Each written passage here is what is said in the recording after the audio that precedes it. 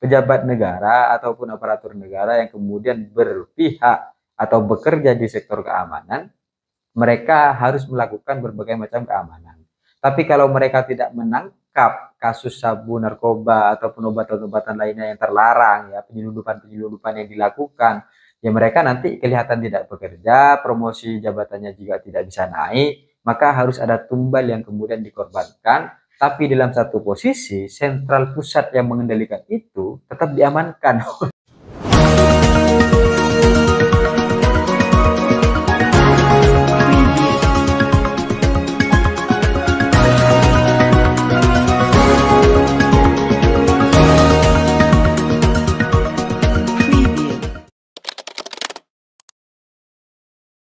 Hai korban ghosting, ternyata persoalan tentang kita dihargai karena ada uang tidak hanya tentang kekasih atau dalam hubungan, tetapi juga dalam kehidupan pekerjaan, sosial, dan kenegaraan.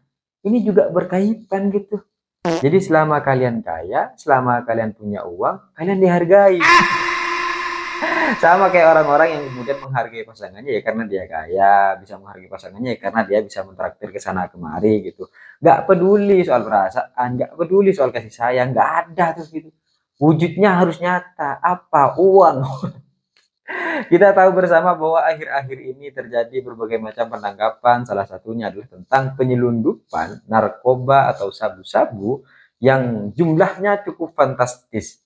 Ya, ada sekitar 2 ton sabu-sabu yang kemudian berhasil diselamatkan dari proses penyelundupan yang ini akan disebarkan ke berbagai macam daerah dan wilayah di Indonesia ataupun tetangga-tetangga negara lain.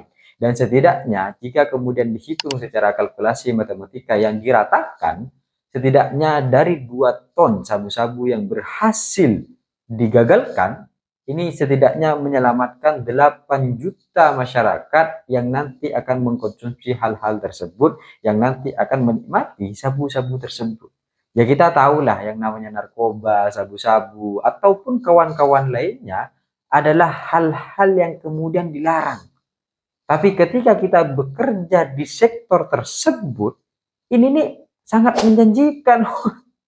Penghasilannya secara finansial ini sangat menjanjikan.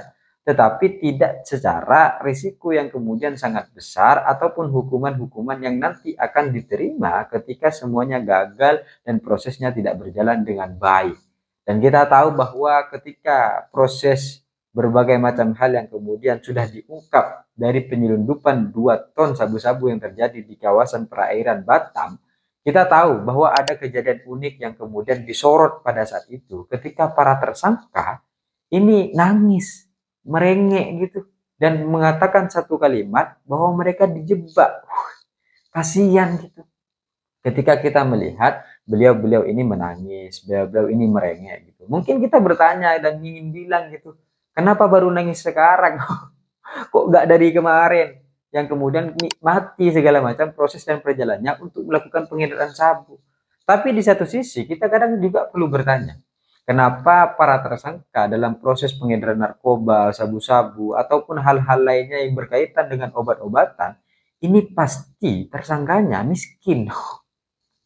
Miskin, dia pekerja biasa, ya kan, nggak punya jabatan struktural apa-apa, nggak, bukan orang terkenal, dan kok bisa orang-orang miskin tersebut punya nyali besar untuk kemudian melakukan bisnis narkoba atau sabu-sabu.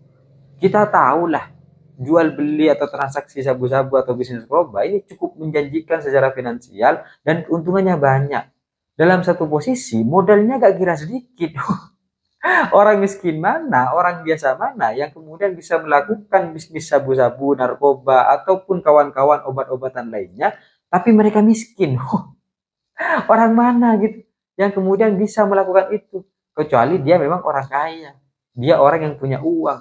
Dalam satu posisi akhirnya kita bertanya, kenapa para pelaku atau tersangkanya yang kemudian diungkap dalam proses terkait dengan sabu-sabu, narkoba, dan obatan-obatan lainnya, ini pasti orangnya adalah orang yang kemudian miskin, orang biasa gitu.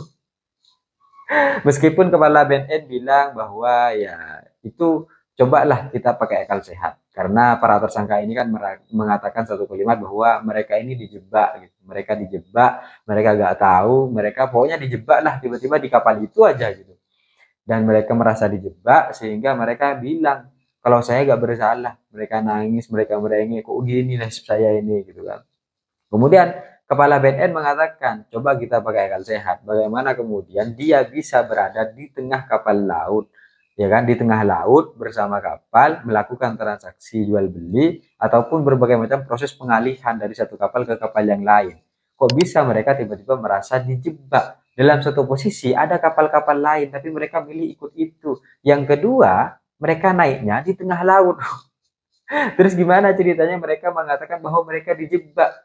Gak masuk logikanya, kata Kepala BNN Indonesia. Ya mengatakan demikian. Tapi dalam satu posisi juga kadang kita juga perlu bertanya, apakah mereka benar sebagai orang yang melakukan penyelundupan atau mereka memang bekerja di sektor itu karena secara finansial menguntungkan. Tapi mereka nggak tahu kalau di akhir nanti mereka yang kemudian akan menjadi tumbal agar negara, agar para pemangku aparatur yang menjaga keamanan ini bisa dilihat bekerja. Karena kalau gak ada tumbalnya, gak ada yang ditangkap, kelihatan gak kerja nih. Repot gitu. Dan kita setelah kita lihat bersama bahwa memang sebenarnya salah satu kesalahan yang kenapa akhirnya mereka ditangkap terkait dengan penyelundupan narkoba, salahnya mereka miskin, salahnya mereka pengen cepat kaya, dan dalam satu posisi mafia atau negara gak pernah peduli tentang perasaan manusia, gak peduli. Pokok mereka mikirnya uang, pokok mereka mikirnya adalah tentang keuntungan, pokok mereka memikirnya adalah tentang bisnisnya jalan. Karena bagi mereka semua bisa dibeli, hukum, aturan, pejabat, apa yang gak bisa dibeli bagi mereka gitu. Tinggal bayar aja, hukum selesai. Tinggal bayar aja, keamanan terjamin. Tinggal kasih tumbal aja. Habis itu bisnisnya yang lain jalan gitu. Mungkin yang diungkap 2 ton, kapal lain yang beredar itu bisa 10 kali lipat. Sehingga kemudian kalau dilihat dari berbagai macam proses yang ada berbagai macam keraguan kapan kemudian hal-hal begini ini selesai. Gak kira ada satu target ini akan selesai tanggal sekian, tahun sekian. Karena yang kemudian menjadi pusat sentral dari segala operasi ini tidak pernah diungkap dan tidak pernah ditangkap. Yang ditangkap ya para karyawannya itu, yang kemudian dijadikan tumbal oleh para pemiliknya. Sehingga kalau dilihat sebenarnya agar kemudian negara ini terlihat bekerja, aparatur keamanan ini terlihat bekerja, maka ada tumbal yang kemudian diberikan sehingga dari tumbal tersebut maka ini bisa kelihatan bekerja dan naik pangkat jabatannya. Jadi setidaknya kemungkinan alurnya begini. Pejabat negara ataupun aparatur negara yang kemudian berpihak atau bekerja di sektor keamanan, mereka harus melakukan berbagai macam keamanan. Tapi kalau mereka tidak menangkap kasus sabu, narkoba, ataupun obat-obatan lainnya yang terlarang, ya penyelundupan-penyelundupan yang dilakukan, ya mereka nanti kelihatan tidak bekerja, promosi jabatannya juga tidak bisa naik, maka harus ada tumbal yang kemudian dikorbankan. Tapi dalam satu posisi, sentral pusat yang mengendalikan itu tetap diamankan.